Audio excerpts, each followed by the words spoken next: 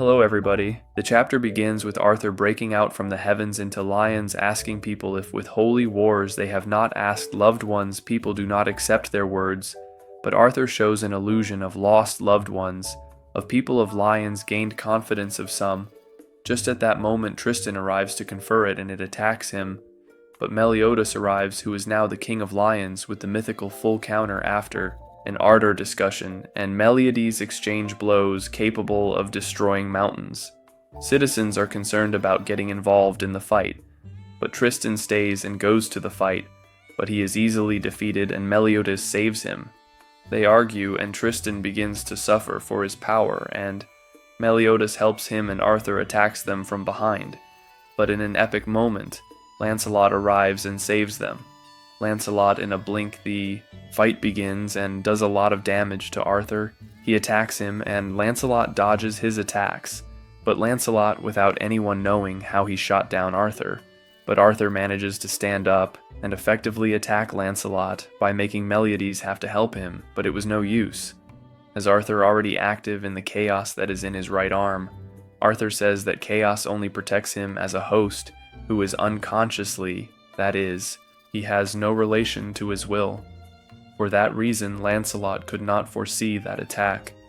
Meliodas regrets not having separated the chaos of Arthur in the last holy war, and just at that moment Lancelot stands up as if nothing had happened, and tells Arthur that he knows nothing about him, and with his enormous magical power frightens Arthur. And at that moment the Knights of Chaos arrive with the main enemy of both of them. And when Arthur decided to go Lancelot in less than a blink, he pierces his heart with his arm, but it had no effect because Arthur and the knights simply vanished. But before leaving, he said to eradicate the 4 horsemen from the apocalypse.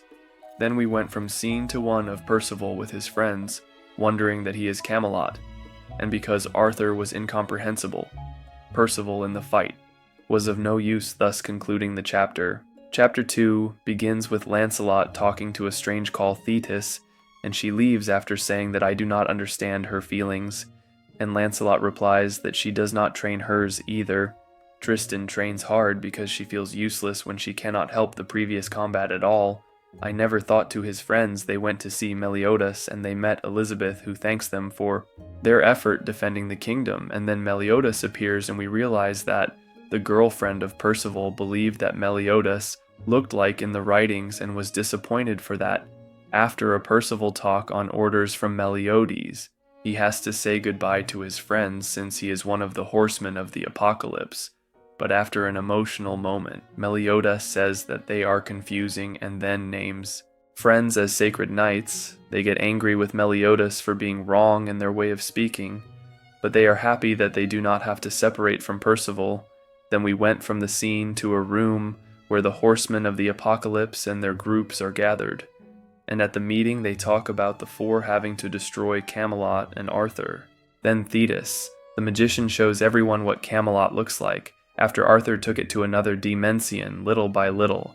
And Tristan asks Meliodas how he knows he is leaving little by little, and he knows that from the Percival grandfather, who was a gentleman, sacred, that he wanted chaos. His Aeliodes tried to finish it, but he fled. Along with Percival and Meliodas, he found them and helped. But Thetis says that there is no way to get to Camelot since Jericho killed all the prisoners with the mark that Arthur gives to access Camelot. Tristan says he believes the only way to get to Camelot is to wait for the Chaos Knights to attack them first in order to capture them. But Lugo, a member of the Tricitan group, says they are all useless, except Tristan, and Percival laughs, saying he wants to travel, explore, and defeat Arthur. Thus concluding chapter 2. The chapter begins with Percival talking to his friend about wanting to go on an adventure with everyone, but she declines, explaining that she needs to help Meliodas with new clothes and equipment. She expresses surprise that Meliodas is a king despite being a demon, to which Percival responds that it's no big deal since it's Meliodas. However, she doubts this, and Percival adds that if he were a demon, she would hate him. She disagrees, saying she wouldn't because he is himself. Percival hugs her from behind, making her blush. She pushes him away, but secretly appreciates that Percival behaves this way only with her. From a distance, someone is seen watching them. Next, we move to Tristan, who is talking to Isolde, who is in love with him. She tells him not to do anything reckless again, as her heart nearly exploded during their last battle. Tristan rejects her feelings, stating that he sees everyone as his comrades, and wants to be with them the way the 7 deadly sins were united. Then we see Lancelot, who is with his beloved, a girl about 1 meter tall, and they too are being watched by someone. Lancelot waits for his girl, who has changed clothes, and surprises him. Lancelot asks how she knew everything that was happening, realizing that she can foresee the future. She admits that she can see it perfectly, including conversations and details. She tells Lancelot that she saw a future she didn't want to see, where something bad happens to him, and she breaks down in tears. They continue talking, and she mentions that his existence has always supported her. She always wished to meet him one day, and now that they've finally met, she says that even if something bad happens, she feels she can endure it because she has him. Lancelot is confused, and she changes the subject before they part ways. As the girl leaves, she encounters the person who was following them. It turns out to be Ironside of Camelot, and she agrees to go with him. Lancelot senses something is wrong and quickly goes after her, but she telepathically tells him not to worry, assuring him they will see each other again because she cannot change the course of destiny. The scene shifts to Meliodas, who is talking to Gawain. She asks him if he truly believes she will fight against King Arthur as a knight of the prophecy.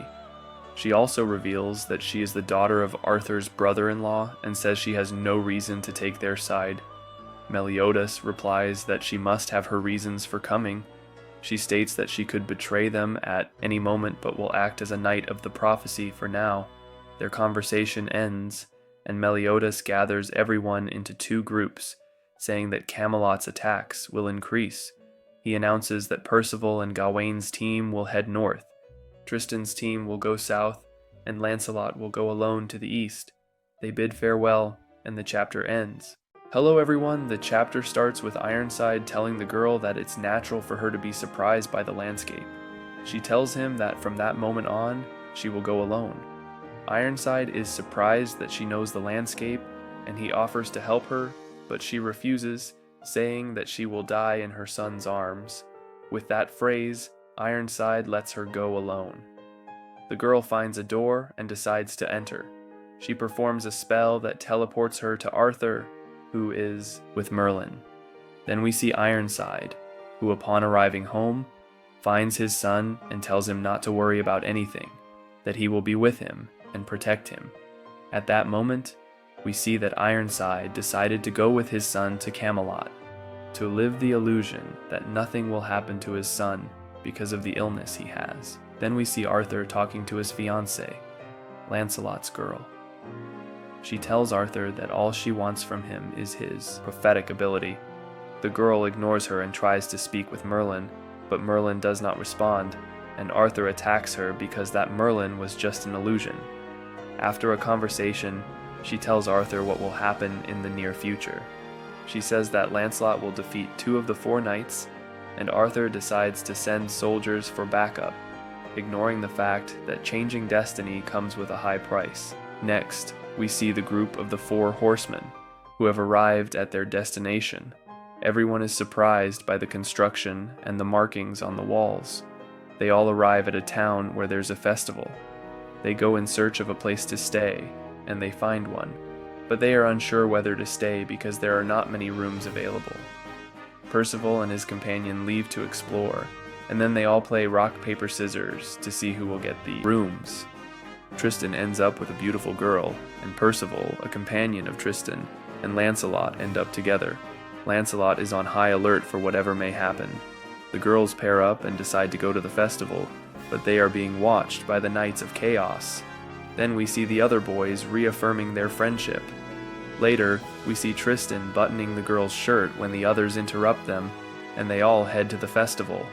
Meanwhile, the Knights of Chaos prepare to attack, thus ending the episode. Hello everyone, the chapter begins with Tristan talking to the girl, telling her that he already knows who she is because she called him Prince when they first met. She explains the reason behind the festival, and the group prays for their deceased loved ones. They soon notice that Tristan is no longer with them, as he has wandered off to pray alongside the girl. The others go searching for them, but Lancelot and Gawain stay behind. Gawain uses her magical ability to remove the magic blockade at Lancelot's request, as he has a bad feeling.